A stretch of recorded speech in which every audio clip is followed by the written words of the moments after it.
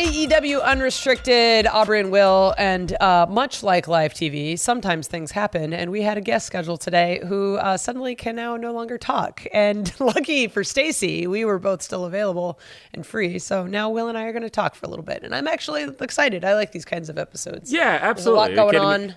This is my podcast expertise of just talking and shooting the shit. So I am happy to do that. But yeah, I hope our guest gets well soon. Yes. You will, I guess, small spoilers, I somewhat dressed for the occasion and then wasn't able to do that. But either way, yeah, it'll make sense eventually. Okay, so watch the video version, figure it out. Cryptid messages. Yeah, running joke at work would make it make sense. But otherwise, how are you? I'm good. It's kind of crazy. We're getting into the holiday season.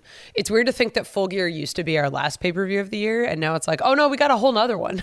Mm-hmm. So we're ramping up towards it. Yep, we are headed towards World's End, and I know. It's gonna be a fun way to spend New Year's. I'm like halfway contemplating staying in New York an extra day just to do the New York thing, but also I'm like, I should just go home. I was thinking about it, but the NHL Winter Classic is on January 1st, and it happens to be in Seattle. So fingers crossed that I can get a hookup and I can go to that game. Yeah. I mean that makes way more sense. And there's a piece of me that's still like, I don't want to do Times Square, New York. That just sounds like a nightmare. But if I can be someplace that's like close by and high up, that'd be fun. And so I'm still thinking about it. Like right now, my travel has me coming home on the 31st. But if I decide to just stay that one extra day and ring in the new year in New York, I might do so. So one of my favorite New Year things that we ever did, and this is well before your time, is during the pandemic, there were a handful of like Dynamites that happened right around the New Year. I think one of the Jacksonville ones was on January 1st. So a lot of us had actually traveled to Jacksonville like on the 31st, or there was one that was like 2 days after.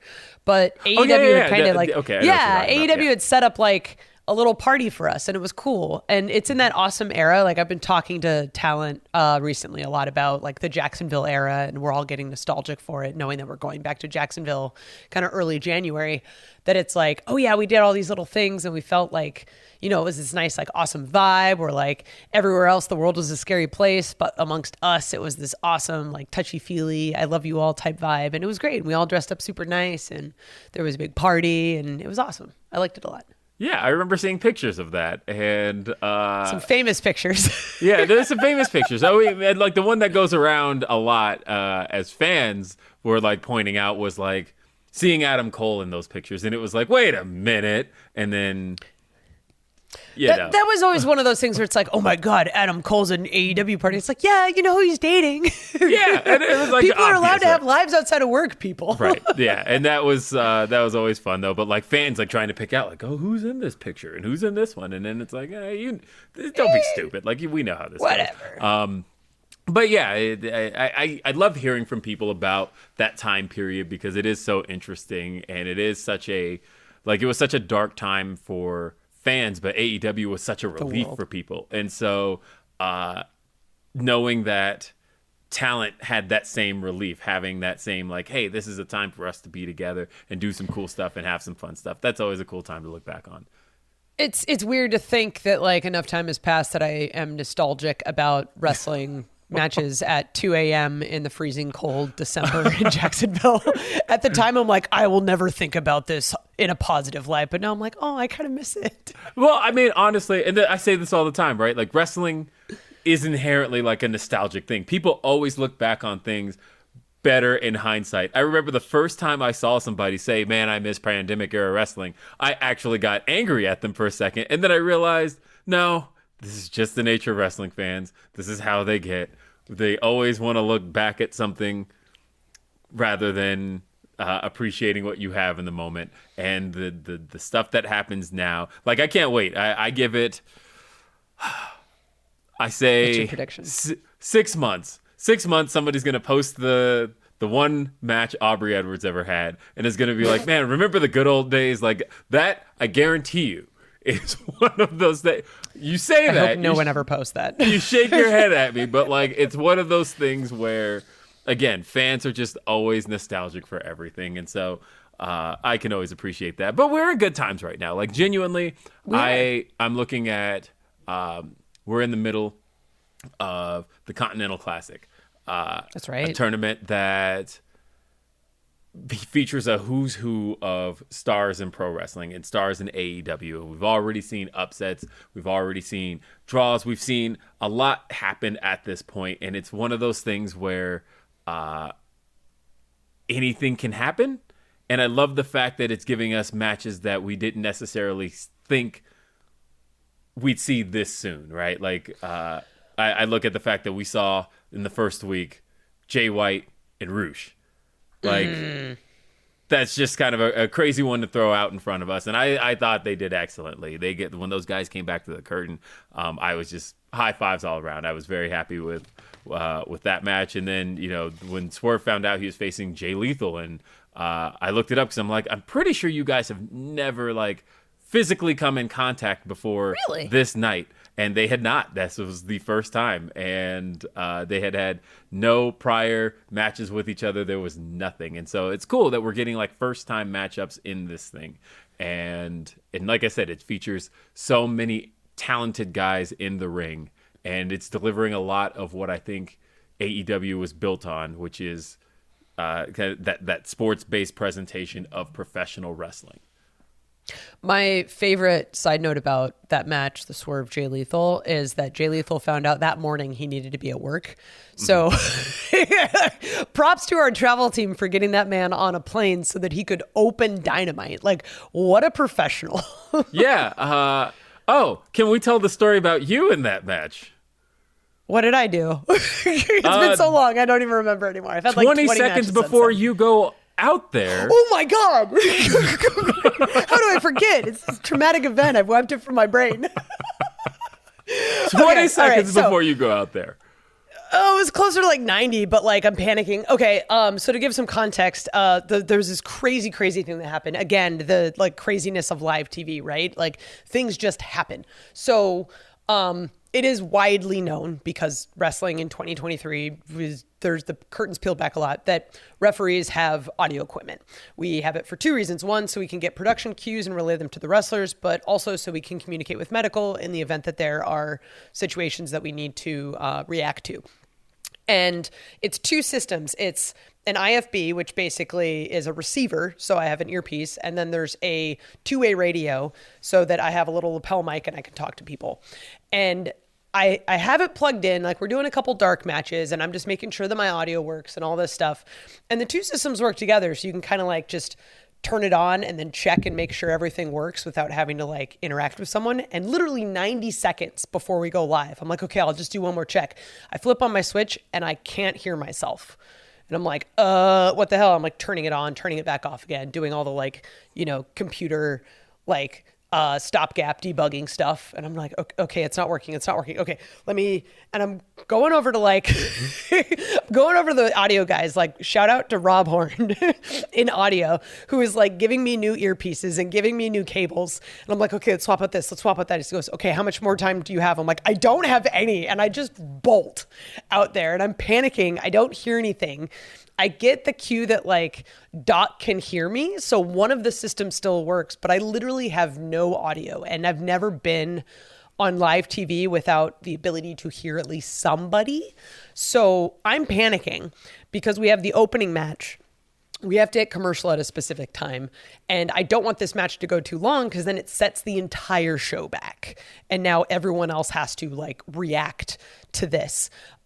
So shout out to the audio team. I won't spoil all of the magic, but shout out to the audio team for trying to get things working. And then making sure that I still got cues during the show anyway, which was so absolutely wonderful. And like, oh my God, those like, our production team does not get the props that they do for being able to like just fill in and help however is necessary, but we do not, it is incapable for us to do our jobs well without them. And like, absolutely like, holy crap. It ended up being the cable that connected to my earpiece and my IFB broke. Oh shit. Yeah. So that's what the problem was. We found it out right after. And I was like, okay, yeah, we're throwing this out, burning it, getting a new one. Just watching it, like I said, seconds. But hey, you're an absolute pro. Like, I watched you out there. And I'm like, oh my God, my poor Aubrey. But it's you can never tell when I'm panicking because I'm just like, I'm here, I'm reffing, whatever. And I'm like, I think we're at 4 minutes left till break. I'm like, I'm just making an educated guess. And we got to the back and the guys are like, did we hit the time? And I'm like, we were a little over. Sorry. By the way, I couldn't hear anything. And they're like, what? So like they had no idea that there was this issue happening. I'm not panicking. And that's sort of one of the things that I think just give props to the ref team as a whole. Like we go through a lot of situations and there's a lot of like crazy things that happen last minute because of the nature of live TV. And you can never tell because all of the performers are just there to do a job. Like it's not the audience doesn't need to know that I'm panicking because I'm having an equipment failure. They just need to get to enjoy this awesome first match in this incredible tournament. Yes. Well, what a great way to start this show. No, I didn't write that from my brain. I had honestly forgotten about that story until we started talking about the match. And I'm like, wait, that's a significant part of this match that nobody knows about. I had to. Never again. Never again. These are the kinds of stories you'll only get right here on AEW Unrestricted. And we'll be back with more on AEW Unrestricted. We often talk about some of the many benefits of a workout routine. Looking better, sleeping better, feeling better. But it's hard to maintain variation in your exercises, and when you lose that variation, it's easy to plateau and lose motivation. But with the Fitbod app, you can keep up that momentum and create personalized workouts based on your goals, abilities, and setup, and track your progress along the way. I know this from personal experience. I went on a weight loss journey with the app just last year and have since changed my goals to building muscle, and the app continues to switch up my routines to keep me motivated at the gym. Fitbod creates custom workouts based on your goals, experience, and available equipment to help you build your fitness habit and stay consistent. Fitbod's powerful technology intelligently varies your intensity and volume and tracks muscle fatigue and recovery to design a well-balanced workout routine. And most of all, it's fun. Learn new movements the right way with over 1,000 HD exercise demonstration videos. It's never been easier to get the results you've always wanted. Check out Fitbod. Get 25% off your subscription at fitbod.me/AEW. That's fitbod.me/AEW. AEW Unrestricted. Aubrey and Will, we're back here. We're talking talk. And we've been back a little bit from Full Gear. Spent an entire week in Los Angeles, which for me is it's the place to be, to live and die in LA. Shout out Tupac. But I was cooler hanging out with you, by the way. I was born in Los Angeles, and so that's always it's always nostalgic for me to go home because I left LA 1994. I was 7 years old, and 7, like for a lot of people, they're like, you didn't grow up there. That doesn't count. And I'm like, no, like for me, 7 years old was when I discovered so many things that make me who I am today, right? Like I played Street Fighter for the first time, and like I'm an obsessive Street Fighter player, so that's like a big deal to me. I discovered the Power Rangers for the first time, and like anybody who's looked at my background knows that's a big deal. I watched pro wrestling every Saturday, 6:05 Eastern on the Superstation. I watched, which is TBS, by the way. But I learned to watch pro wrestling, like all of that stuff. And so like LA for me, whenever I get to go back, I become a kid again for that little bit of time, and to be there for that entire week. And I made sure I like set my phone to not play any music. I had a rental car the whole time, and I played no music that came out after 1994, just to make sure that I'm like in my old LA mindset. It was fun. You drove her. That's right. I drove you around. Because we had to drive back from. Oh boy. That hour from Ontario to LA, dude. Yeah. Shout out to AEW fans who made that drive. So, fun segue. You moved out of LA when you were in 1994, correct? Mm-hmm. Do you know who was not alive in 1994? Our youngest ever AEW TBS champion. Yeah. Oh, I know. But let me date yourself. But hey. But yeah, no. Shout out to Julia Hart becoming the TBS champion. I was so happy to see that. That was such a cool match altogether. Everything came together for that. Sky Blue had brand new music, and Chris Statlander with her dodgeball gear. Everything about that I thought was just well done. And then the three of them, I felt like all had something to prove in a sense.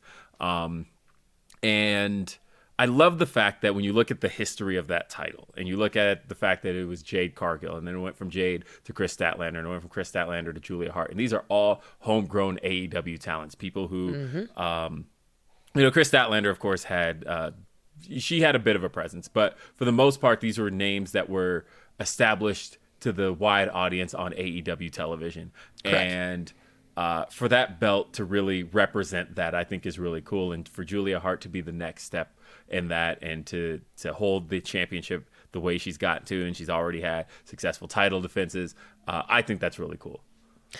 I think it's awesome because I completely forget at times. I know we were talking about the Jacksonville era in our last segment, but I forget that she was a cheerleader when she came in. That really? if it's like so frequently, because she's just grown into this completely different person. And mind you, like, we've all grown, right? Like, she's married now, she's got a title, she's been working in wrestling for a number of years. But to know that she came in like that and then has made this transition so seamlessly, but it's almost like this character fits better for her. It's so great. And I love, like, obviously we're all very much like, okay, show happened, go on Twitter, look at the response, blah, blah, blah, blah, blah.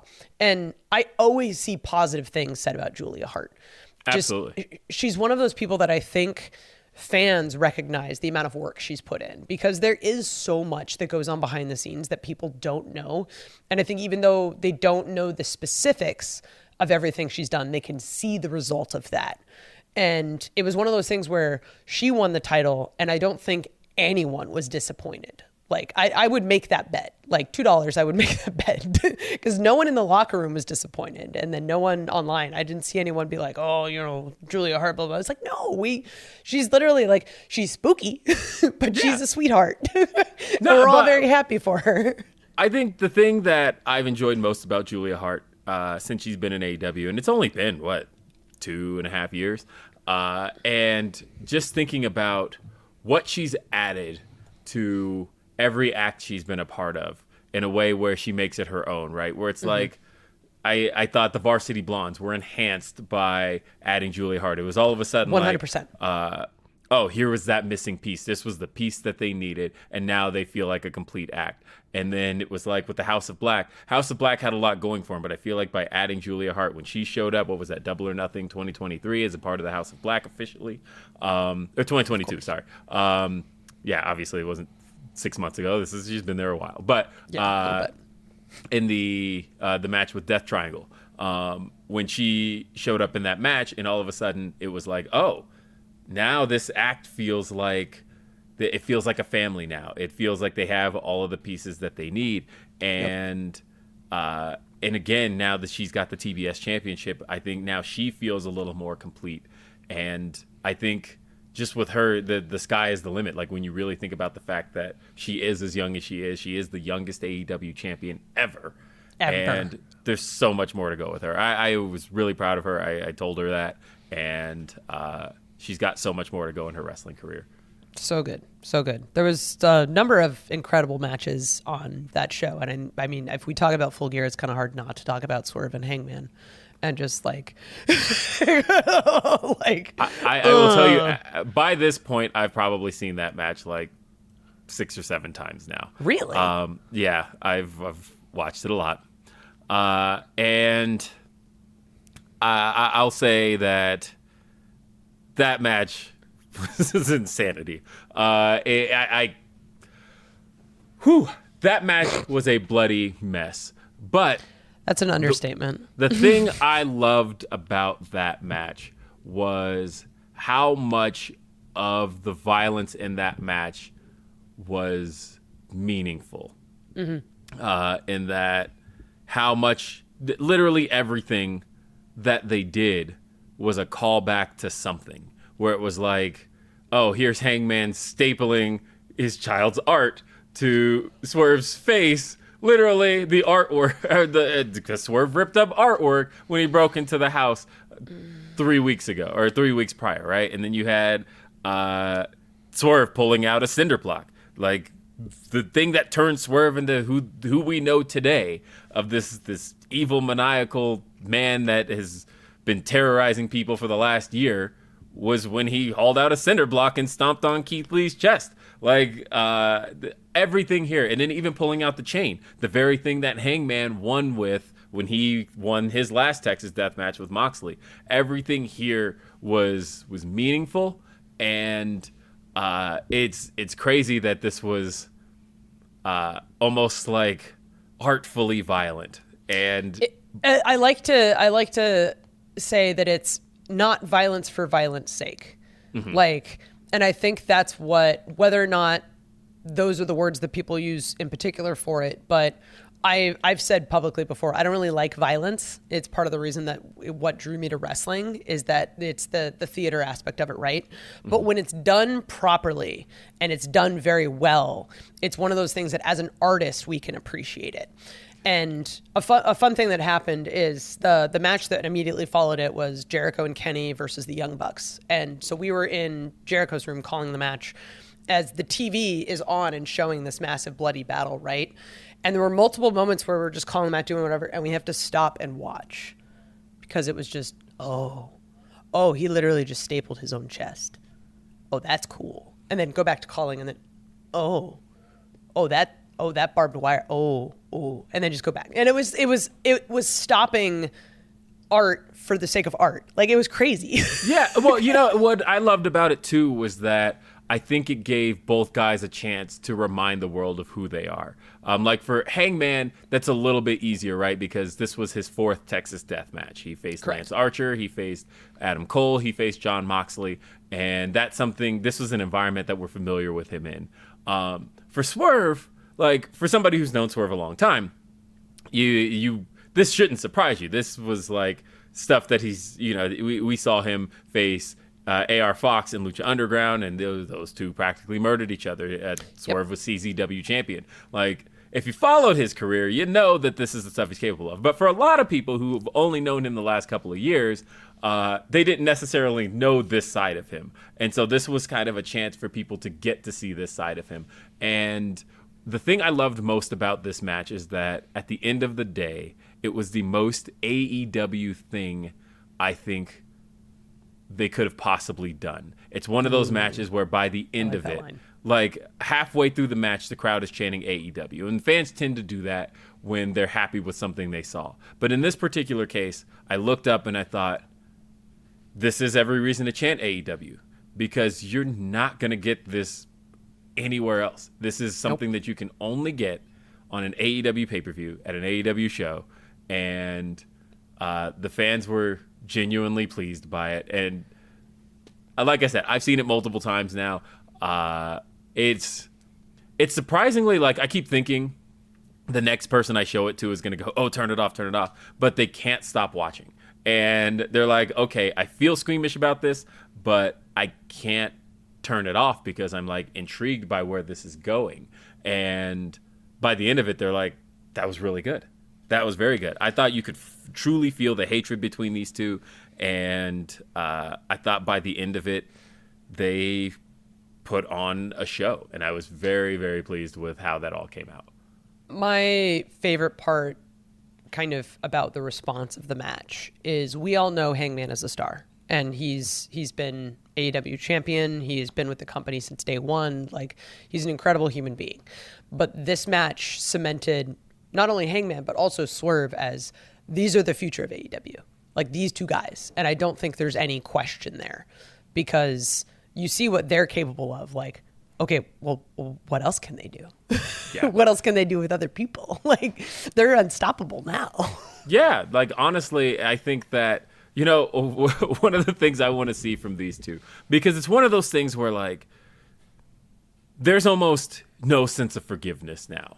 Like, where you've gone, you know how when a feud ends or a match ends, it's like, okay, maybe we can see these two eventually team one day or see anything from the... And I'm like, no, you broke into this man's house. No, you literally stapled this man's face. Like, at this point, I want them to be like Peter Griffin and the Chicken. Like, they just see each other and it's just like It's on every single time that these two come face to face because they've gone to levels that two men haven't necessarily ever gone to in AEW.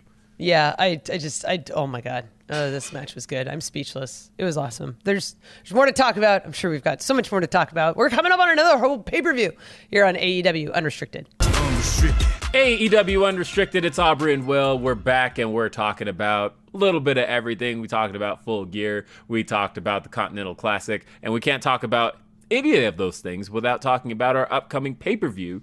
It's happening, live. Nassau Coliseum, December 30th. Tickets are on sale now, AEWTix.com. And it's our last pay-per-view of the year. And we can't possibly fit in another one. Yeah. I mean, if we decide to do one on Sunday the 31st, why not? But that's a lot of travel. It's got to change then. Yeah. But Saturday, December 30th, last pay-per-view of the year. And it's great, too, because honestly, I think December has always been a little bit of, I won't call it a lull period, right? Because we've always had winter is coming, and that's always been kind of a big deal for AEW. Mm-hmm. But there's always been such a giant gap between Full Gear and Revolution. It feels like, honestly, the biggest gap we have. And to be able to plug that in a little bit and to have World's End fill that. And we now know that the AEW World Championship will be on the line. MJF defending it in his hometown. It's an arena that he's talked about time and time again. We've actually run UBS Arena on Long Island multiple times. They are consistently the MJF show every time we go. But this time, we're going to an arena that Max has talked about. He grew up attending. He saw multiple shows at. It's a historic arena. It's a venue that wrestling is almost synonymous with. And here we have World's End happening right before our eyes. Nassau Coliseum. Samoa Joe challenging for the AEW World Championship. We've seen Samoa Joe challenge before. We saw this at Grand Slam, but something feels different this time around because of the fact that Samoa Joe, of course, is no longer the Ring of Honor World Television Champion. He relinquished that title, and he is 100% focused on making sure Max gets to World's End with that title in hand, around his waist, around his shoulder. Depends on what mood Max is in. But he's going to make sure that he gets there with the championship. And we also have the looming presence of the Devil, who we're all trying to figure this out, right? We are. And like the I have obvious my theories. Well, the obvious answer is that it's Max. But but at the same time, I don't think it is. But at the same time, look, we haven't seen the Devil and Max in the same place. True. But at the same time, Max has been one to kind of the old Max, at least. And I believe the old Max is in there just a little bit. The old Max, because I would say the new Max isn't the type of guy to do things behind your back. He's going to do it to your face. But the old Max, on the other hand, has worn that mask before and hidden his agendas and identities behind that mask. So it is interesting to watch this unfold, watch this play out. Everybody is speculating on who it is, but nobody really knows. Aubrey, what's your theory? I mean, I'm not going to say it out loud because I want it to be right. And if it's right, it'd be a big surprise. So I've read all of the theories online of like, oh, it's so-and-so, it's so-and-so, it's so-and-so. And I'm like, all of them make sense. And there's little clues throughout, right? Like, and it's one of the things that's super fun about being a long-term wrestling fan, more than just watching one-off matches, is watching people be detectives anytime something happens with this Devil character. And they go, oh, this is new. And then and you see that, like, the one gif from It's Always Sunny where the guy's like got all the lines on the wall and he's just like, oh, I don't know what it is. Like, so that's what I secretly have off frame, is like a whole like Devil's in the middle and then there's just string everywhere. Well, look, there's so much looming here and there's so much at stake. But more than that, the world title is on the line. MJF has been officially, he's the longest reigning AEW World Champion, and that's across all world titles now because he officially passed Hikaru Shida for having been the longest reigning World Champion, period. And over a year, over 365 days, he made it. Congrats. I'll give him that. He is officially the longest reigning world champ. And so the question now is, can he hang on to it with a focused Samoa Joe? I don't think so. Joe's scary. Max even said it in the press conference after Full Gear. Like, Joe is a scary man. He's scary, he's massive, and now knowing that he is focused and doesn't have this other title that he has to worry about, like, that's even more threatening. Like, this is going to be a great match as a fan because I get to watch the two of them beat the hell up. It's awesome. But it kind of, in my mind, isn't as sure of a thing that I think maybe Max might think it is. Like, this could go either way. Yeah, I think that the one thing that Max has going for him is the people. That he is their scumbag. And there's no place more scumbaggy than Long Island, New York. They love their Max. They loved him before he was the Max we know today. They loved him all along, and they will continue to be behind him. It was like Brett in Canada. Every time that man's in Long Island, yeah, and I think it's hated everywhere else, but there, oh my God, he's a hero. And now he's loved everywhere else, and so I can't imagine what this is about to be like in this arena. It's going to be something. Samoa Joe definitely has his back against the wall in terms of the fans, but at the same time, Samoa Joe has shown zero fear of MJF this entire time, and so much so that he is acting now as MJF's protector. Weird. He is working to make sure that Max makes it to World's End, and I think that's kind of a cool thing in itself. That kind of feels like when a cat catches a mouse and then they just sort of play with it a little bit before they kill it. Yeah. It's like the wrestling equivalent.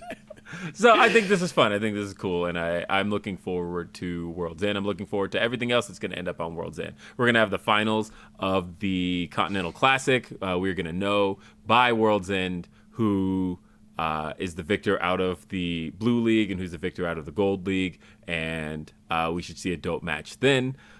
There's a lot that can happen on that card, and I think that, you know, AEW always delivers on pay-per-view, and this is one where people should definitely give it their shot. It's going to be available on all your normal means of pay-per-view. Bleacher Report, we're going to be on traditional pay-per-view, and of course Fight TV internationally. You do not want to miss World's End.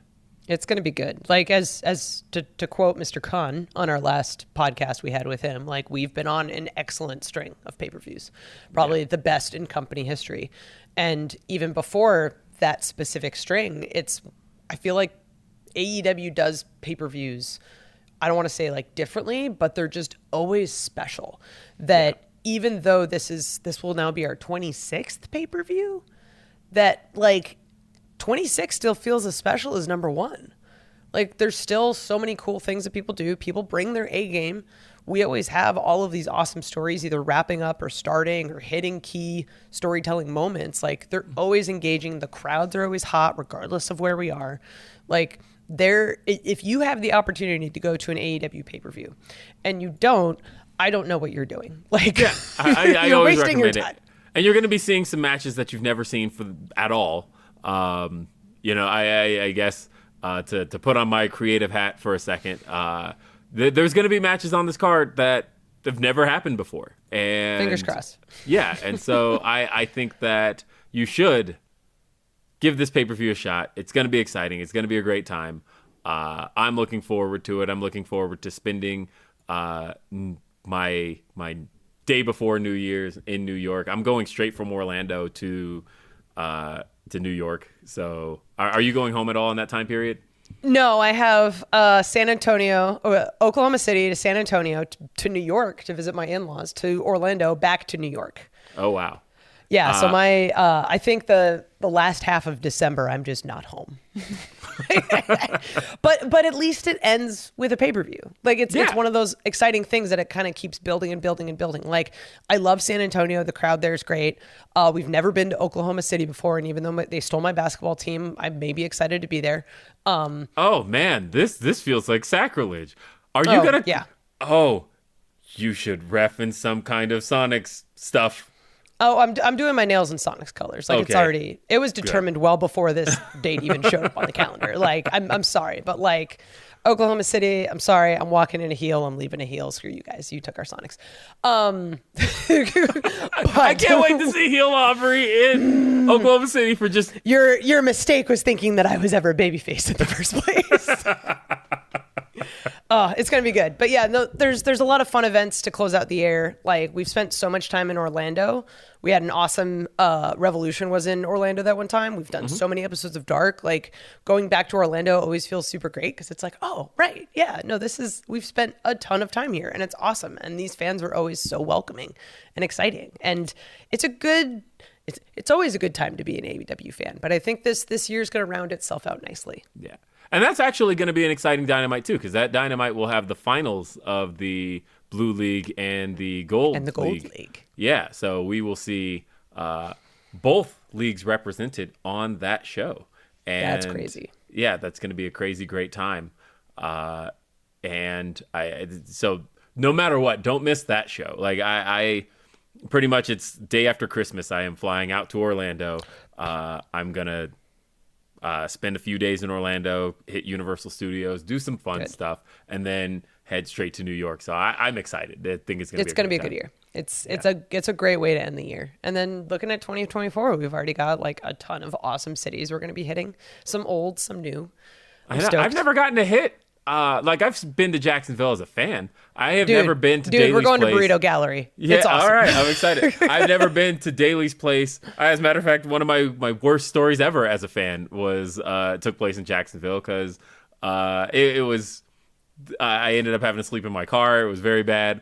I don't recommend that. Yeah, it turns out that it was during the pandemic, and I had come for what show was that? The House Always Wins. Because the super secret house show that nobody ever saw. Yeah, I know. So I went to that show, and I stayed kind of late. I chilled with some people, and I ended up going to a Waffle House, and it was a good time. And then I was like, all right, let me go check into my hotel. And I go check into my hotel, and I guess pandemic hours for this hotel, check-in hours ended at 11. And there was nobody working the desk, and security's like, yeah, I can't let you in. And I'm like, wait, I just got to check into my hotel. And they said, sorry. Because I even told myself before heading to the arena, or heading to Daly's Place, I'm like, just go check in. And I go, no, I'll be fine. I can check in afterwards. And I couldn't check in. I was so mad. And I went to sleep in my car, and then a cop comes by and is like, hey, you can't sleep here. And I'm like, I literally just need... Can I sleep in your car? Like, where am I supposed to go? I know. I was like, where am I supposed to go? He's like, doesn't matter. Can't sleep here. And so the moral of the story is don't ever say, it'll be fine, because it won't. I ended up just hitting the road, and I'm like, I just have to drive. And I don't know where I'm going to drive, but I'm just going to drive. And I drove on the highways until I saw a rest area, and I thought, that's what this is for. And so I pulled off into a rest area and slept in my car till the next morning. It's literally quite named that for that specific reason. And that is an experience I do not recommend to anybody. Check into your hotel if you have a chance. Now these days, but hotels are open 24 hours again. So, like, not a big deal. But at that point... Well, let's make sure your next Jacksonville experience is a little bit better than It'll be one, way better than that, because I at least have AEW Travel to take care of me on all of that. And shout out to the travel team. Bryce, Paul, and Emily, they're killing it. Yes. And then you also can check out AEW every single place. And almost every night of the week, you can get AEW Dynamite every Wednesday at 8 p.m. on TBS. You've got AEW Rampage every Friday, TNT at 10 p.m. You've got AEW Collision every Saturday, 8 p.m. TNT. We've also got Ring of Honor every Thursday on Honor Club. We've got this podcast that drops every Thursday on your podcast feeds. And then you've got the video version that drops every Monday. Do you have anything else, Aubrey? Nope, I don't. I just have that this was an awesome episode, and I always love chatting with you, Will. Of course, it's always great. I am Will. She's Aubrey. I am Will, Aubrey. I'm Aubrey. I almost said I'm Will. I am not Will. That's all right. We'll see you next time. Have a great day. Peace. Bye.